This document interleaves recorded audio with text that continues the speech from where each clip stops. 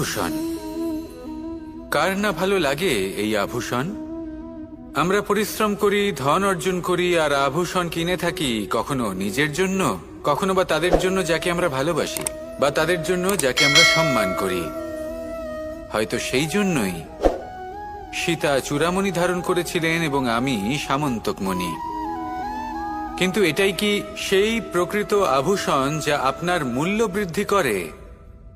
না।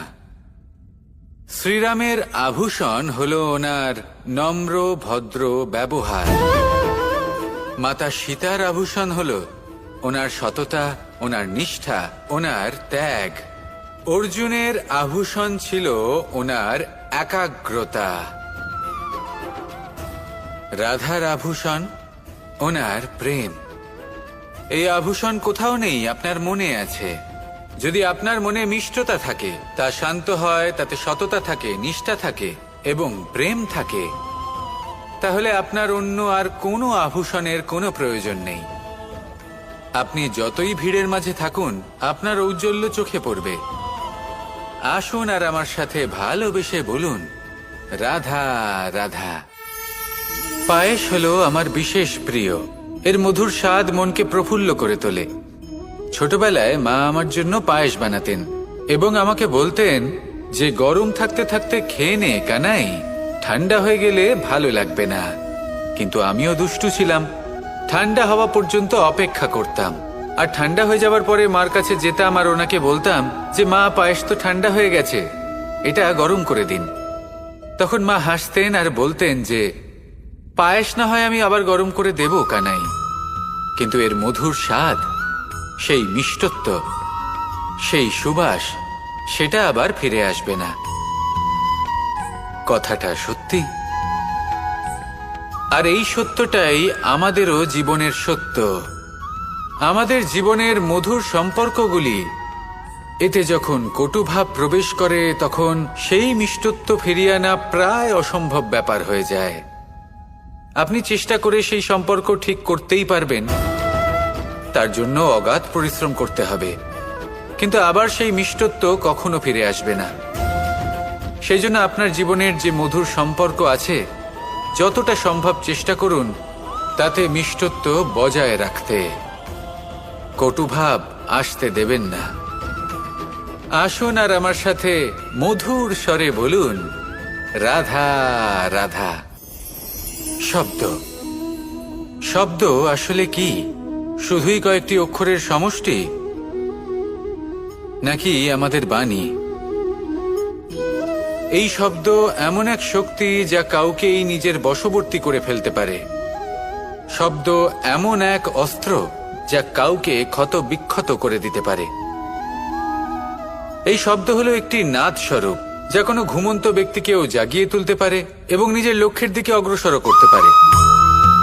শব্দে এত শক্তি আছে যে কারোর মনে এতটা আঘাত দিতে পারে যে সে হয়তো জীবনে আর কখনো এগোতেই পারল না। তাহলে এই শব্দের প্রয়োগ খুব ভেবে চিন্তে করবেন। এবং এই শব্দের মতোই হলো নীরবতা। অনেক সময় এই নীরবতা আমাদের সহায়ক হয়ে ওঠে। অনেক সময় এটা আমাদের অনুশোচনাকে অনেক বেশি বাড়িয়ে তুলতে পারে। ভীষ্ম পিতামহ, অঙ্গরাজ কর্ণ, যখন দ্রৌপদীর বস্ত্রহরণ হচ্ছিল, তখন এনারা নীরব ছিলেন। দুর্যোধনের বিরোধিতা করেননি, ওকে বাধা দেননি। আর তারপর কি হলো সেটা আপনারা সকলে জানেন। দেখতে গেলে নীরবতা চুপ করে থাকা, কিন্তু যদি কোনো দুষ্টের সামনে চুপ করে থাকেন, যদি তার বিরোধিতা না করতে পারেন, তাহলে এই নীরবতাই অনেক বড় পাপের আকার ধারণ করে।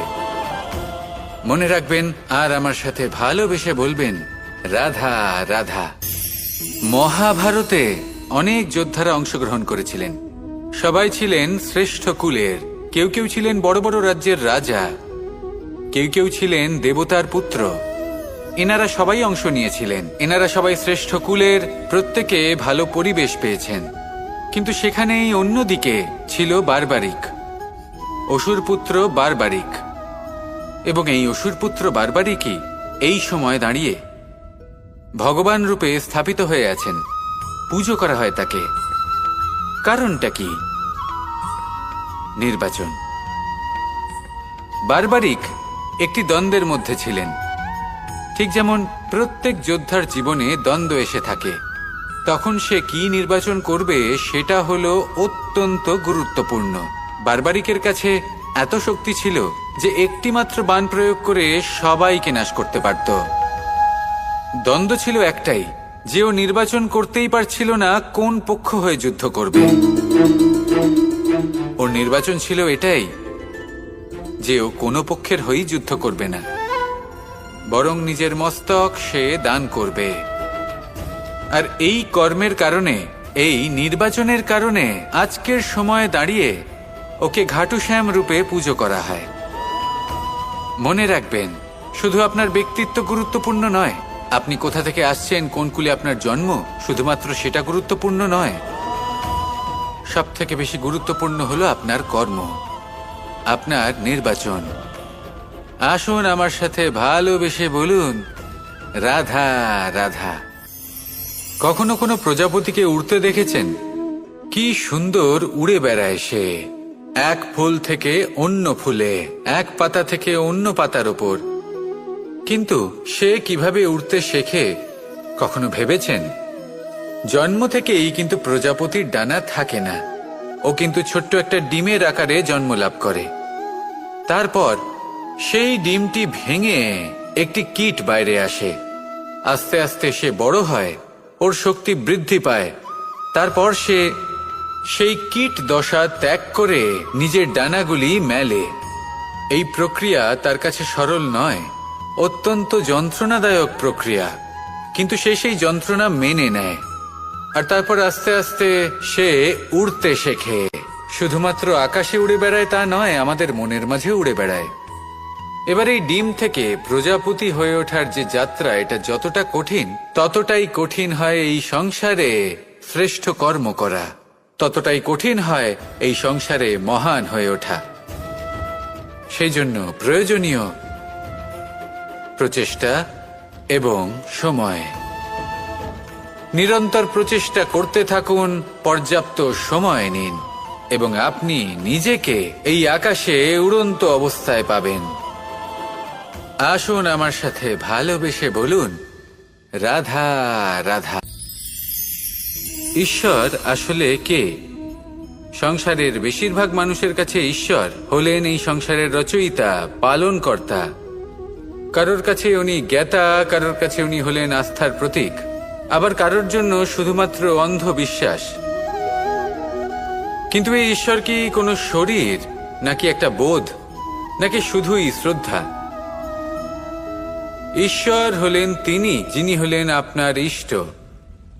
সেই জন্যই তো গুরু, মাতা, পিতা এনাদেরও ঈশ্বরই বলা হয়েছে। যাদেরকে আমরা ঈশ্বর বলে মনে করি, যারা আমাদের ইষ্ট, তাঁরা আমাদের একটি পথ দেখান, একটি দিকে চালিত করেন। সেই পথে চলে আপনি শুভ কর্ম করতে পারেন। আর যখন কোনো ব্যক্তি তার ঈশ্বরের আদেশ পালন করেন, তখন সে নিজে থেকেই শুভ পথে অগ্রসর হয়ে যান। বেশ কয়েকজন মানুষ ঈশ্বরের ওপর আস্থা রাখেন এবং ভাবেন যে অনুচিত কোনো কাজ করা উচিত নয়, ঈশ্বর দেখছেন। ওনারা ভয় পান যে কোনো অনুচিত কর্ম করলে কে জানে তার পরিণাম কি হবে। এমন অনেক ব্যক্তি রয়েছেন যারা ঈশ্বরকে বিশ্বাস করেন এবং জানেন যে ঈশ্বর তাদেরকে দেখছেন, তাই যে যে শুভ কর্ম ওনারা করেছেন তার ফল তারা অবশ্যই পাবেন। এবার আপনি ভয় পেয়ে ঈশ্বরকে বিশ্বাস করবেন, নাকি বিশ্বাসের দ্বারা ঈশ্বরকে বিশ্বাস করবেন, সেই সিদ্ধান্ত আপনারই। কিন্তু হ্যাঁ, যদি আপনার মনে ঈশ্বরের জন্য কোনো স্থান থাকে, যদি আপনার কোনো ইষ্ট থাকেন, যদি আপনি কাউকে ঈশ্বর মনে করেন, যার প্রত্যেক আদেশ আপনি পালন করে থাকেন, তাহলে বলি, ঈশ্বর কখনো আপনাকে অনুচিত পথে চালিত করবেন না। আসুন আমার সাথে ভালোবেসে বলুন, রাধা রাধা। এই সংসারে ভিন্ন ভিন্ন ধরনের গাছ আছে, অসংখ্য ধরনের প্রজাতি আছে। কিছু গাছ পাতা দিয়ে থাকে, কিছু ফুল, কিছু ফল। কেউ ছায়া প্রদান করে, কেউ শীতলতা প্রদান করে, কেউ নিজেকে খুব কষ্ট দিয়ে এই সংসারের বিকাশে সহায়ক হয়ে ওঠে। কিন্তু এই সবার মধ্যে একটা বিষয় কিন্তু সমান, এরা প্রত্যেকেই পাতা ছাড়া, ফুল ছাড়া, ফল ছাড়া জীবিত থাকতেই পারে, কিন্তু কোনো বৃক্ষই শিকড় ছাড়া বেঁচে থাকতেই পারে না। এটাই হলো রাধার। ঠিক সেইভাবেই আমাদের জীবনে শক্তি হোক, ধন হোক বা সাফল্য হোক, আমাদের বা আমাদের পরিবারের প্রসন্নতাই হোক, এই সব কিছুর আধার হলো, সবকিছুর মূল হলো পরিশ্রম। তাই জীবনে চিরকাল পরিশ্রম করতে থাকুন। যদি আপনি জীবনে মহান হবার পথে অগ্রসর হতে চান, তাহলে পরিশ্রম করুন। এই পরিশ্রম দ্বারাই নিজের পরিবারকে প্রসন্ন করুন, নিজের বন্ধুদের প্রসন্ন করুন, এই সমাজকে গর্বিত করুন। আসুন আমার সাথে ভালোবেসে বলুন, রাধা রাধা। একে বালি বলুন, মাটি বলুন বা ধুলো বলুন, এ দিয়ে কত কিছু করা সম্ভব। এ দিয়ে আপনি নিজের বাসস্থান নির্মাণ করতে পারেন, প্রাচীর গড়ে তুলতে পারেন, অট্টালিকা নির্মাণ করতে পারেন। কিন্তু যদি এই বালিকে আপনি মুষ্টিবদ্ধ করে রাখতে চান, তাহলে তা হাত থেকে ফসকে যাবে। আপনি কখনোই একে মুষ্টিবদ্ধ করতে পারবেন না। এরকমই হয় আমাদের জীবন, আর এরকমই হয় সময়। এই মুষ্টিবদ্ধ করা বালির মতো। সময়কে আমরা বাধা দিতে পারবো না, আটকেও রাখতে পারবো না। এ হলো প্রবাহমান। জন্ম থেকে মৃত্যু পর্যন্ত এই যে সময়, তা খুবই সীমিত। আর এই সময় আমরা যেটাই করি তার দ্বারাই আমাদের মূল্য নির্ধারিত হয়। আর এই সংসার থেকে চলে যাওয়ার পরেও এই সংসার এই সব কর্মের জন্যই আমাদের মনে রাখে। তাই যদি আপনি এটা ভাবেন যে আজ যে কর্ম করার ছিল আমি না হয় কাল করে নেব, কাল আমার লক্ষ্যে পৌঁছানোর কথা ছিল আমি পরশু পৌঁছবো, না, এই সময় খুব মূল্যবান, একে নষ্ট করবেন না। এই সময়কে সদ্ব্যবহার করুন, মহান হবার পথে অগ্রসর হন। একে যদি মুষ্টিবদ্ধ করে রাখার চেষ্টা করেন, এই সময় থেমে থাকবে না। আসুন আমার সাথে ভালোবেসে বলুন, রাধা রাধা। এই সাগর কত বিশাল আকার, কখনো শান্ত কখনো উত্তাল, কিন্তু এই সাগরকে এত মহান কে করে তুলল? জল। এবার এই জলের যাত্রা দেখুন, সেটা কতটা কঠিন। এই জল সাগরে থাকে, সূর্য ওকে এতটা উত্তপ্ত করে তোলে যে এই জল নিজের অস্তিত্ব হারিয়ে ফেলে এবং বাষ্পে পরিণত হয়ে হাওয়ায় মিলিয়ে যায়। তারপরে আকাশে যায় আর নিজের অস্তিত্ব আবার হারিয়ে ফেলে, মেঘে পরিণত হয়। তারপর এই মেঘ কোথাও গিয়ে কোনো পর্বতে ধাক্কা খায়, তারপর আবার এই জল নিজের অস্তিত্ব হারায়। তারপরে বর্ষার রূপ ধারণ করে তা বর্ষিত হয়, বা কোনো পর্বতের চূড়ায় তার শিখরে বরফের রূপ ধারণ করে।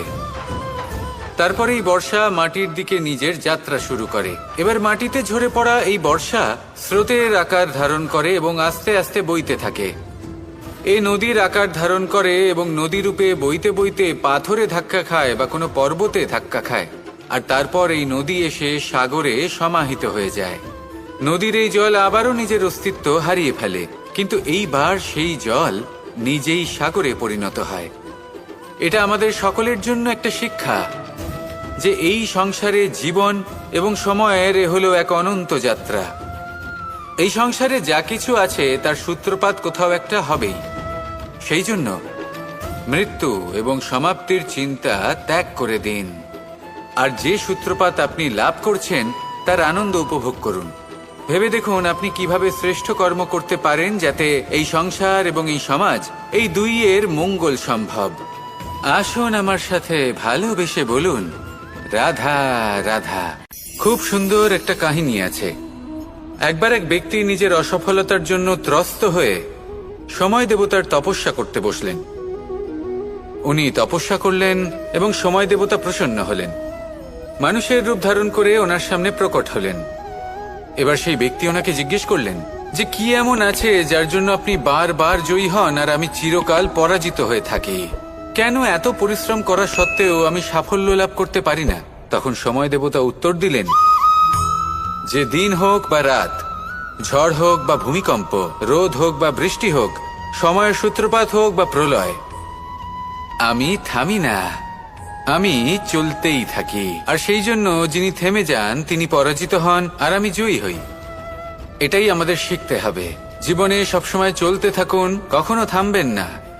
হ্যাঁ, কিছুক্ষণের জন্য বিরতি নিতে পারেন, বিশ্রাম করার জন্য, নিজেকে আরো সশক্ত করে তোলার জন্য, কিন্তু থেমে যাবেন না। নিরন্তর কর্ম করতে থাকুন, পরিশ্রম করতে থাকুন, তবেই এই সংসার আপনাকে মনে রাখবে।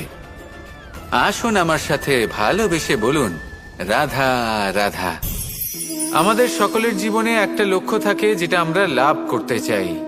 ঠিক যেন একটা প্রতিস্পর্ধা বিদ্যমান যে কে সব থেকে আগে নিজের লক্ষ্যে পৌঁছতে পারবে। আর সেই জন্য আমরা সকলেই খুব তাড়াতাড়ি এগোতে চেষ্টা করি, বড় এবং দীর্ঘ পদক্ষেপ ফেলি, যাতে তাড়াতাড়ি নিজের লক্ষ্যে পৌঁছতে পারি। কিন্তু এক অত্যন্ত গুরুত্বপূর্ণ বিষয় আছে, সবসময় লক্ষ্য সামনে থাকবে না, কখনো কখনো তা খুঁজতে হয়। এই যাত্রা খুব কঠিন হতে পারে। আর ঠিক এই কারণেই সবসময় দ্রুত গতিতে চলা বা তাড়াতাড়ি পথে চলা সেটা আবশ্যক নয়। তার থেকেও বেশি গুরুত্বপূর্ণ হলো ভেবেচিন্তে তারপর পথ চলা। যদি ভেবেচিন্তে পদক্ষেপ ফেলেন, চলতে পারেন, তাহলে সেটাই সর্বশ্রেষ্ঠ পদক্ষেপ। কখন কোন দিকে যেতে হবে, কখন কোথায় দিক পাল্টানো যাবে না, কখন গতি বেশি রাখতে হবে, কখন কম, কখন থামবো, কখন চলবো, এই সব কিছুর বিষয়ে জ্ঞান অত্যন্ত গুরুত্বপূর্ণ এবং ভেবে চিন্তে চলতেই হবে। সেই জন্য শুধু তীব্র গতিতে সামনে এগোলে চলবে না, ভাবনা চিন্তা করে এগোতে হবে। আসুন আমার সাথে ভালোবেসে বলুন, রাধা রাধা। এই সংসারের সব থেকে বড় সত্যি হলো জন্ম এবং মৃত্যু, কিন্তু আরো বড় একটা সত্য আছে, মিত্র এবং শত্রু, যা আমাদের সকলের জীবনে থাকে। মিত্র সে যে আমাদের সঙ্গ দেয় এবং সংসারের সব থেকে উঁচু শিখরে আমাদের নিয়ে যায়, এবং শত্রু সে যে যে কোনো মুহূর্তে যে কোনো শিখর থেকে আমাদের নিচে ফেলে দিতে পারে। এবার বিচিত্র ব্যাপার হলো এটাই যে আমরা নিজেরাই এদের সাথে নিয়ে চলি, নিজেরাই এদের পালন করি। তা কি করে? প্রথমে বুঝুন এই মিত্র এবং শত্রু কারা। আপনার নিজের মন, আর কেউ নয়। এই মনই হলো মিত্র। যখন তাতে ভারসাম্য বজায় থাকে, তা নিয়ন্ত্রিত থাকে, তা পবিত্র হয়। কিন্তু যদি এই মন অনিয়ন্ত্রিত হয়ে পড়ে, যদি আপনাকে সে নিয়ন্ত্রণ করতে শুরু করে, তখন সেই আপনার সব থেকে বড় শত্রু হয়। সেই জন্য এই মনের ওপর নিয়ন্ত্রণ রাখতে শিখুন, এতে ভারসাম্য বজায় রাখতে শিখুন। তাহলে আপনি এমন এক বন্ধুকে পাবেন যে আপনাকে এই সংসারের শিখরে পৌঁছে দেবে। আসুন আমার সাথে ভালোবেসে বলুন, রাধা রাধা। আমাদের জীবনে গুরুজনেরা, জ্ঞানী মানুষজন সবসময় একটা কথা বলেন, ধৈর্য ধরো। শুধুমাত্র দুটো শব্দ, কিন্তু কতটা বিশাল সেটা বোঝার চেষ্টা করুন। ছোট একটা অস্ত্র হাতে নিন এবং একটা বিশাল পর্বতে নিরন্তর প্রহার করতে থাকুন, ধৈর্য ধরে সেই কাজ করতে থাকুন। এমন একদিন আসবে, এই বিশাল পর্বতে আপনি একটা পথ তৈরি করবেন। কোনো ধনুর্ধর যখন নিজের বিদ্যা অর্জন করেন, তখন তাকেও ধৈর্য ধরতে হয়, তার নিজেকে সময় দিতে হয়, তবেই সে ধনুর্বিদ্যা শিখতে পারে। সেইভাবে আমাদের জীবনেও ধৈর্য ধরার খুব প্রয়োজন। পরিবারে ধৈর্য রাখতে পারলে তাহলে আস্তে আস্তে দেখবেন প্রেম বৃদ্ধি পাচ্ছে। সমাজে যদি ধৈর্য রাখতে পারেন, তাহলে আস্তে আস্তে এই সমাজ আপনাকে সম্মান করবে। যদি নিজের জীবনে ধৈর্য রাখতে পারেন, তাহলে নিজে থেকেই আত্মবিশ্বাস বাড়বে, নিজের বিকাশ হবে। জীবনে সবই সম্ভব যদি ধৈর্য রাখতে পারেন। হয়তো আস্তে আস্তে হবে, কিন্তু হবে অবশ্যই। শুধু ধৈর্য রাখুন, কারণ ধৈর্যই সব থেকে বড় পুঁজি। আসুন আর আমার সাথে ভালোবেসে বলুন, রাধা রাধা। অনেক সময় আমরা জীবনে অনেক মানুষকে এমন বলতে শুনে থাকি যে আমি অসফল হয়েছি কারণ আমার সময় ভালো যাচ্ছিল না।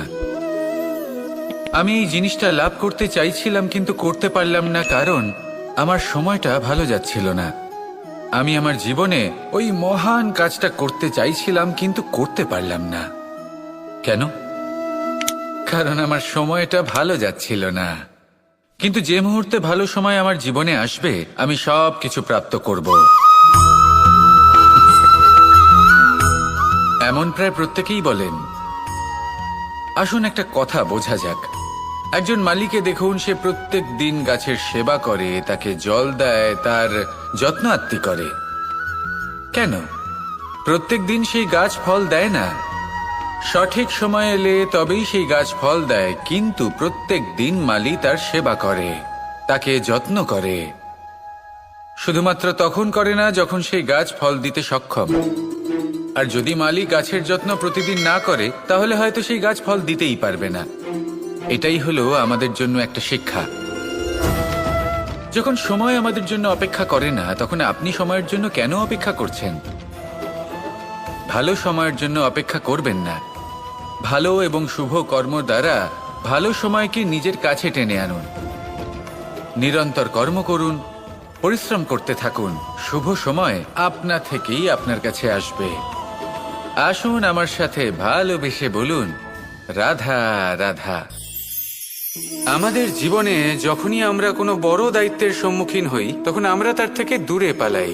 আর এই অজুহাত দিই যে না না, এত বেশি ভার বহন করার যোগ্যতা আমার নেই, আমি করতেই পারবো না।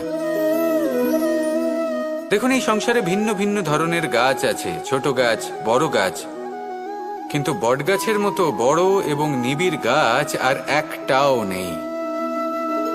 সে নিঃস্বার্থভাবে এই সংসারকে সেবা করে যায়, ছায়া প্রদান করে, শীতলতা প্রদান করে। আর যখন এমন সময় আসে যখন তার ওপর বোঝা অত্যন্ত বেড়ে যায়, সে কিন্তু কোনোভাবেই ভেঙে পড়ে না। তখন সে নিজের নিঃস্বার্থ কর্মের ফল লাভ করে, সেই নিঃস্বার্থ কর্ম যা সে করেছে। তার দেহ থেকে ছোট ছোট ঝুড়ি বার হয় এবং তা কাণ্ডের আকার ধারণ করে। সেই কাণ্ড মাটির কাছে পৌঁছয় এবং তারপর তা বটগাছের সহায়ক হয়ে ওঠে। সে ভেঙে পড়ে যায় না।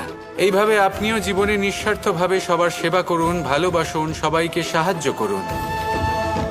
যেদিন আপনার ওপর বোঝা অত্যন্ত বেড়ে যাবে, সেদিন এই সব মানুষ আপনাকে সাহায্য করার জন্য আসবেন, আপনার শক্তি হয়ে উঠবেন। আর আপনি বটগাছের মতোই মহান এবং বিশাল হয়ে উঠবেন। আসুন আর আমার সাথে ভালোবেসে বলুন, রাধা রাধা। এই সংসারের সব থেকে বড় রোগ কোনটা? কেউ বলবে মানসিক রোগ, কেউ বলবে সেই রোগ যা সর্পদংশনের ফলে হয়ে থাকে। এই সংসারে ভিন্ন ভিন্ন ধরনের রোগ আছে এবং তার সাথে ভিন্ন ভিন্ন ধরনের যন্ত্রণাও রয়েছে। এমন একটা রোগ আছে যা চোখে দেখা যায় না, যা আপনার শরীরে কোনো দাগ রেখে যায় না, কিন্তু আপনার আত্মাকে পর্যন্ত ক্ষত বিক্ষত করে, অসুস্থ করে তোলে, বিনাশ করে দেয় আপনাকে এবং তার সাথে আপনার আত্মাকেও। এই অসুখের নাম হলো লালসা। লালসা, যে কর্ম সাধন করেছেন তার থেকে বেশি ফল লাভ করার আশা। লালসা, যা আজ আছে তার থেকে অনেক বেশি লাভ করার ইচ্ছে। এই ইচ্ছে এই সংসারে সবার থেকে এগিয়ে থাকার আপনাকে প্রেরণা যোগাবে, কিন্তু তার জন্য আপনাকে অপরাধযোগ্য কাজ করতে উৎসাহিত করবে। আপনার বন্ধু, আপনার আত্মীয়, আপনার পরিবার, এই সবার থেকে আপনি কখন দূরে চলে যাবেন আপনি বুঝতেই পারবেন না। উচিত অনুচিত কোনটা, ধর্ম অধর্ম কোনটা, সব ভুলে যাবেন আপনি। সেই জন্য মনে রাখবেন, নিজের জীবনে যদি আপনি লালসার থেকে নিজেকে দূরে রাখতে পারেন, তাহলে এর অর্থ হলো যে আপনি এই সংসারের সব থেকে বড় অসুখের ওপর বিজয় লাভ করেছেন। আসুন আমার সাথে ভালোবেসে বলুন, রাধা রাধা। মানুষ তার জীবনে দুই ধরনের পরিস্থিতিকে খুব ভয় পায়। এক, কোনো কারণবশত কারোর সামনে নত হওয়া। দুই, কোনো কারণে নিজের চরিত্র থেকে, নিজের মূল্যবোধ থেকে বিচ্যুত হওয়া। এবার কেন হয় এরকম যে কথায় কথায় কারোর সামনে নত হতে হয়? কেন বারংবার নিজের চরিত্র থেকে চ্যুত হতে হয়? এরকম কেন হয়? এটা তখনই হয় যখন আমাদের শিক্ষা এবং মূল্যবোধের অভাব থাকে। যদি মানুষের মধ্যে প্রকৃত শিক্ষা থাকে তাহলে এই সংসারে কোনো সময় এবং কারোর সামনেই নত হওয়ার কোনো প্রয়োজন নেই। যদি মানুষের মধ্যে মূল্যবোধ থাকে তাহলে তাকে নিজের মূল্যবোধ বা চরিত্র থেকে বিচ্যুত হতে হয় না, তা সে যাই হয়ে যাক না কেন।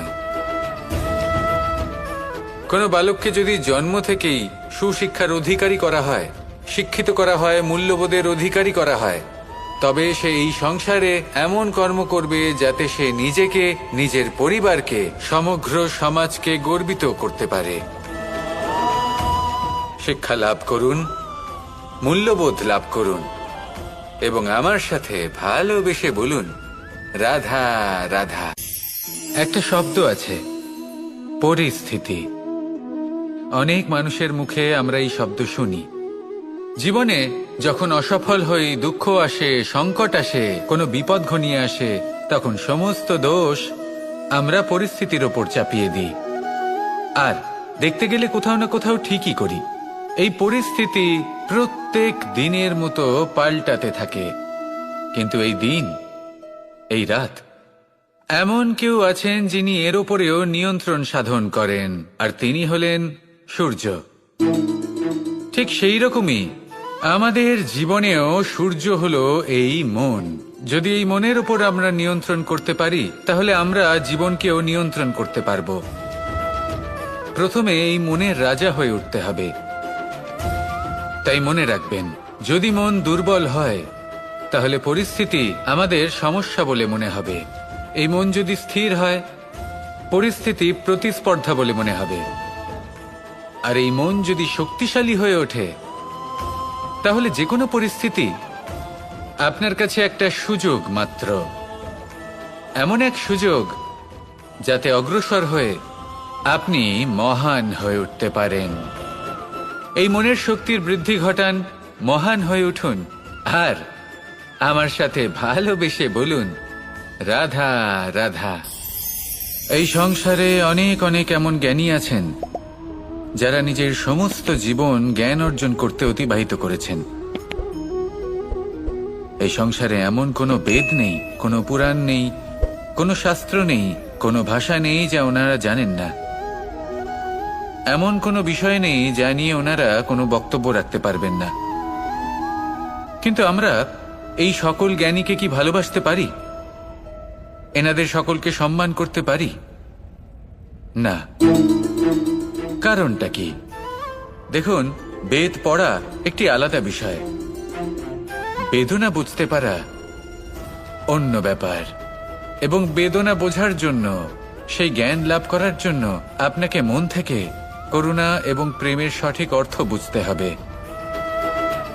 সামনের ব্যক্তির বেদনা বুঝতে হবে, তার যন্ত্রণাকে বুঝতে হবে। তারপর যে জ্ঞান আপনি অর্জন করেছেন বেদ থেকে, পুরাণ থেকে, শাস্ত্র থেকে, তা প্রয়োগ করে তার বেদনার নিবারণ করা, সেটা বেশি গুরুত্বপূর্ণ। সেই জন্য জীবনে শুধুমাত্র শাস্ত্র এবং বেদ পড়ে জ্ঞান অর্জন করতে সময় নষ্ট করবেন না। মন থেকে প্রেমের কি অর্থ সেই বিষয়ে জ্ঞান লাভ করার চেষ্টা করুন, করুণাও বুঝতে চেষ্টা করুন। একজন শ্রেষ্ঠ ব্যক্তি হয়ে উঠুন, আর আমার সাথে ভালোবেসে বলুন, রাধা রাধা। আমাদের জীবনে অনেক ধরনের ব্যক্তি এসে থাকেন। কেউ কেউ আমাদের সাথে থেকে যান, কেউ আমাদের থেকে দূরে চলে যান। কেউ ভালো মানুষ হন, কেউ খারাপ মানুষ। কিন্তু আমরা সবসময় সেই সময়টাকে নিয়ে দুঃখ প্রকাশ করি যখন আমাদের জীবনে কোনো খারাপ ব্যক্তি প্রবেশ করেন। তারা আমাদের খারাপ অনুভূতি দেন, দুঃখ দেন, কষ্ট দেন। আমরা সবাই তাকে ভালো মন্দ কথা বলি। কিন্তু কেন? এমন বিভিন্ন ধরনের মানুষ, খারাপ মানুষ, ভালো মানুষ, সবার জীবনেই আসেন এবং সকলকেই একটা অমূল্য শিক্ষা দান করে যান। এবার আপনি নিজেই ভেবে দেখুন, জীবনে যখন প্রথমবার আপনি আগুন স্পর্শ করেছিলেন তখন আপনি একটা শিক্ষা লাভ করেছিলেন যে আমাকে আগুনের থেকে একটু দূরে থাকতে হবে। তারপর আস্তে আস্তে আপনি শিখলেন যে কিভাবে এই আগুনকে নিয়ন্ত্রণে রাখতে হবে। তারপর আপনি শিখলেন যে কিভাবে নিজের জীবনে তাকে প্রয়োগ করতে হবে, তা সে অন্ধকারে প্রকাশ লাভ করার জন্য হোক বা খাবার বানানোর জন্য। সেইভাবেই কোনো খারাপ ব্যক্তি যখন আপনার জীবনে আসে, কোনো শিক্ষা দিয়ে যান, তার প্রতি কৃতজ্ঞ থাকুন। তার বিষয় খারাপ ভাবার বা খারাপ অনুভূতি নিয়ে থাকার কোনো প্রয়োজন নেই। সেই শিক্ষা লাভ করুন। ইতিবাচক মনোভাব নিয়ে জীবনের সামনে এগোতে থাকুন। কেউ নেই যিনি আপনাকে বাধা দিতে পারেন। আসুন আমার সাথে ভালোবেসে বলুন, রাধা রাধা। আভূষণ, কার না ভালো লাগে এই আভূষণ? আমরা পরিশ্রম করি, ধন অর্জন করি, আর আভূষণ কিনে থাকি, কখনো নিজের জন্য, কখনো বা তাদের জন্য যাকে আমরা ভালোবাসি, বা তাদের জন্য যাকে আমরা সম্মান করি। হয়তো সেই জন্যই সীতা চূড়ামণি ধারণ করেছিলেন এবং আমি সামন্তকমণি।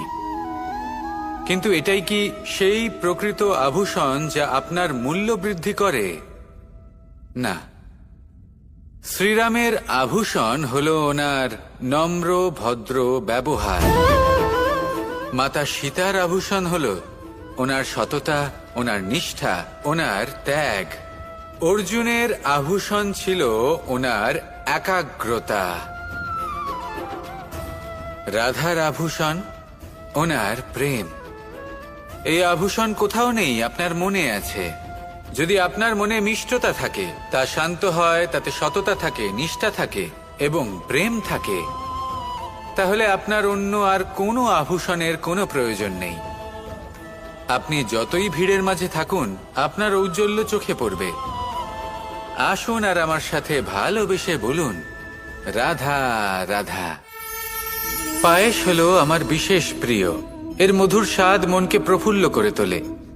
ছোটবেলায় মা আমার জন্য পায়েস বানাতেন এবং আমাকে বলতেন যে গরম থাকতে থাকতে খেয়ে নে কানাই, ঠান্ডা হয়ে গেলে ভালো লাগবে না। কিন্তু আমিও দুষ্টু ছিলাম, ঠান্ডা হওয়া পর্যন্ত অপেক্ষা করতাম, আর ঠান্ডা হয়ে যাওয়ার পরে মার কাছে যেতাম আর ওনাকে বলতাম যে মা, পায়েস তো ঠান্ডা হয়ে গেছে, এটা গরম করে দিন। তখন মা হাসতেন আর বলতেন যে পায়েস না হয় আমি আবার গরম করে দেব কানাই, কিন্তু এর মধুর স্বাদ, সেই মিষ্টত্ব, সেই সুবাস, সেটা আবার ফিরে আসবে না।